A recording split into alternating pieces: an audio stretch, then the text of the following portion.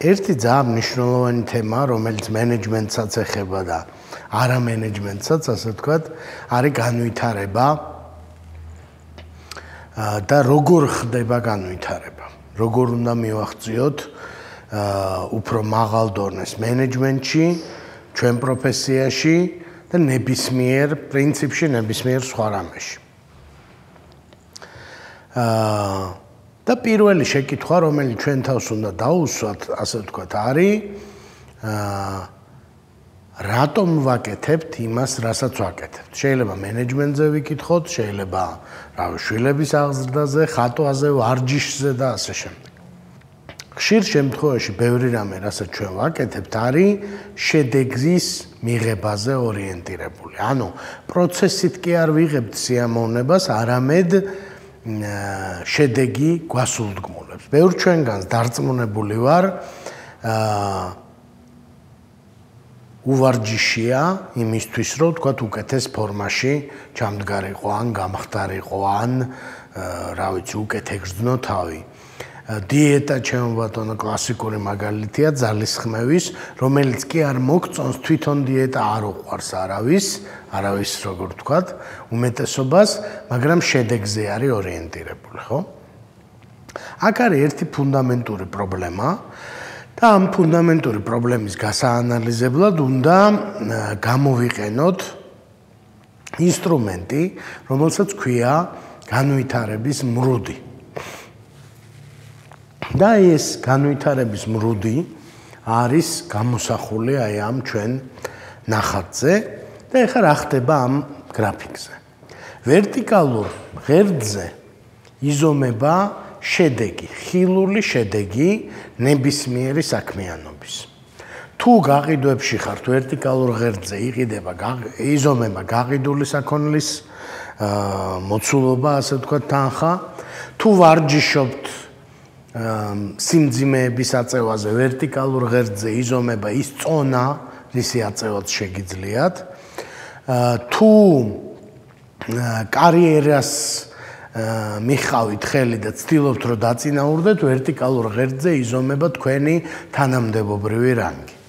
ჰორიზონტალური ღერძი არის დროის ღერძი, ანუ დრო მიდის და როგორც ხედავთ, ნელ-ნელა შედეგები უმჯობესდება.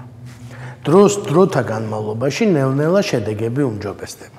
მაგრამ საინტერესო ის არის, რომ ეს შედეგები უმჯობესდება არა წრფივად, როგორც შეიძლება წარმოვიდგინოთ, არამედ რაღაცა ნახტომისებურად.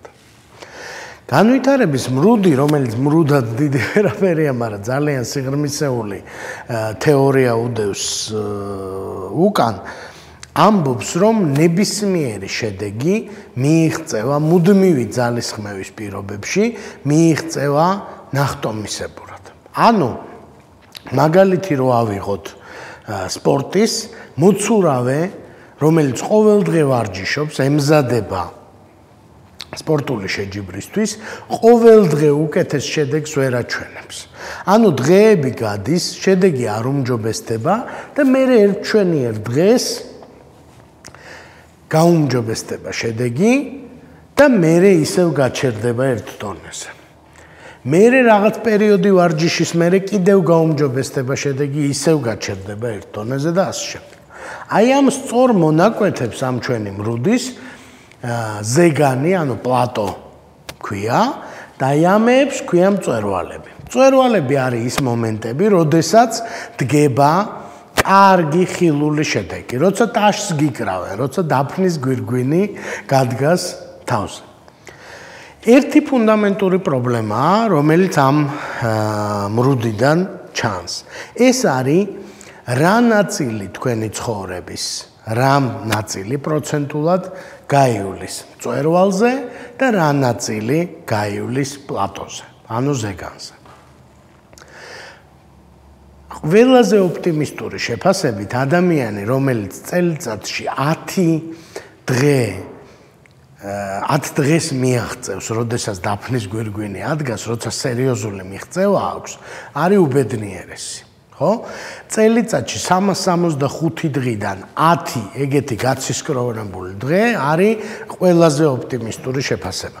რეალურად კვლევებზე დაყრდნობით გვეუბნებიან, რომ 3-4 დღე წელიწადში ადამიანს აქვს ისეთი, როცა მართლა სერიოზული შედეგი მიიღო თავისი ძალისხმევიდან. მაშინ შეკითხვა ჩნდება დანარჩენი 360 დღე რა არის. და დანარჩენი 360 დღე გამოდის პლატო. და პლატო კიდე ნიშნავს, რომ ძალისხმევას ხარჯავ და შედეგი არ არის.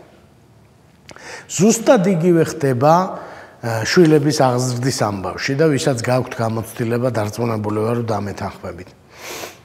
ყოველ დღე უნდა იმუშაონ, მშობლებმა იმუშაონ ბჭყალებში, გაისარჯონ იმისთვის, რომ თავის შვილს რაღაცა ასწავლონ, რაღაცა ფასეულობები გადასცენ და ხილული შედეგები ყოველ დღე არ დგება.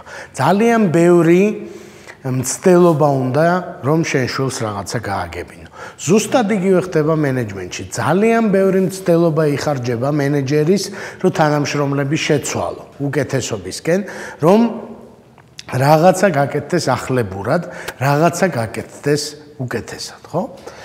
ეხლა დავსვათ ესეთი საკითხი. თუ შენ ხარ მენეჯერი და თუ შენ სულდგმულობ, ასე ვთქვათ, მწვერვალებით. ანუ იმისთვის აკეთებ ამ ყველაფერს, რომ ხილული კარგი შედეგი დაინახო, იმისთვის რომ ტაში დაგიკრან, დაგაწინაურონ, პრემია გადმოგცენ და ასე შემდეგ.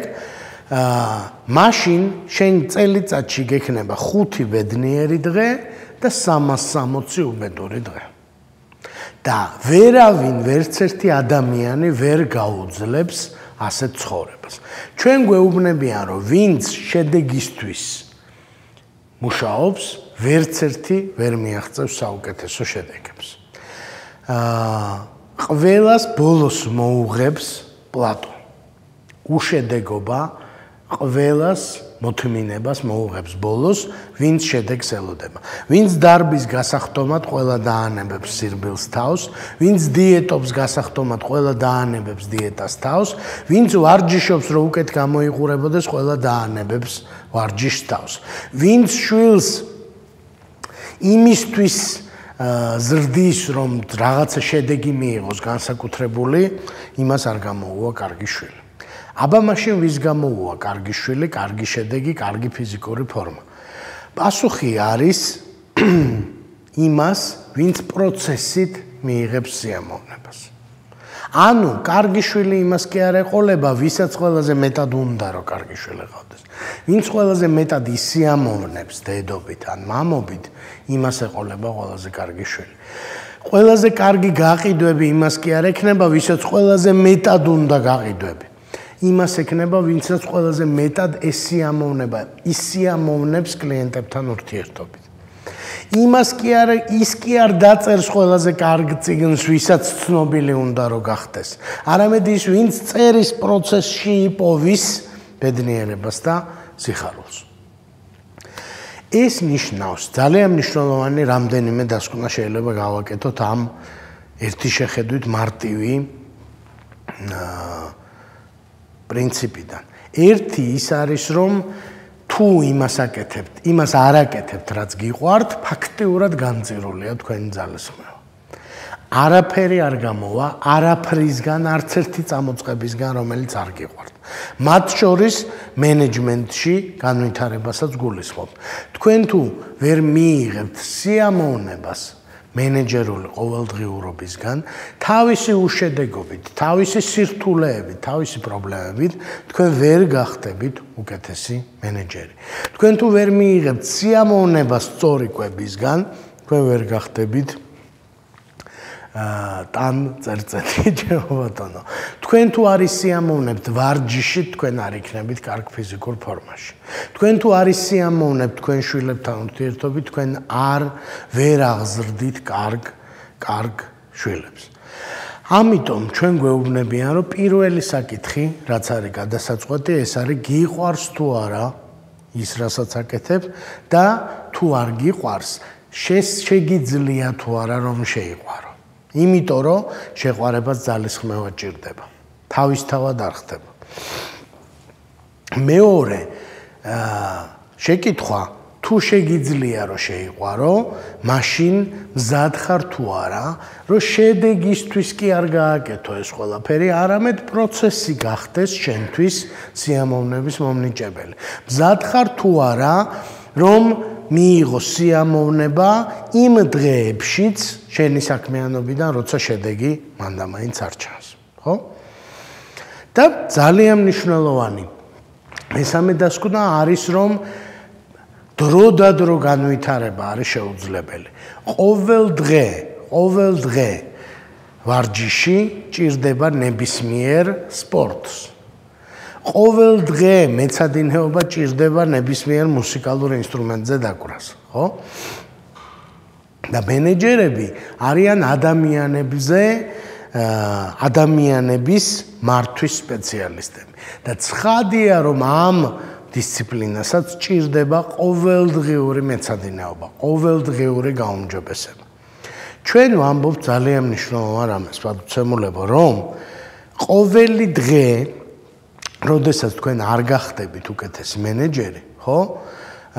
გაშორებთ საბოლოო შედეგისგან. ჯადო არ მოხდება, ერთბაშად ესეთი რამეები არ ხდება. ყოველდღიურად, ყოველ დღე ერთი წიგნის წაკითხვა, ერთი გვერდის წაკითხვით, ერთი სტატიის წაკითხვით, ერთ თანამშრომელთან საუბრით, ერთ თქვენ ცხოვრებისეულ გამოცდილებაზე დაფიქრებით. აი ესე მიიღწევა განვითარება მენეჯმენტშიც და ნებისმიერ სხვა დისციპლინაშიც. ამიტომ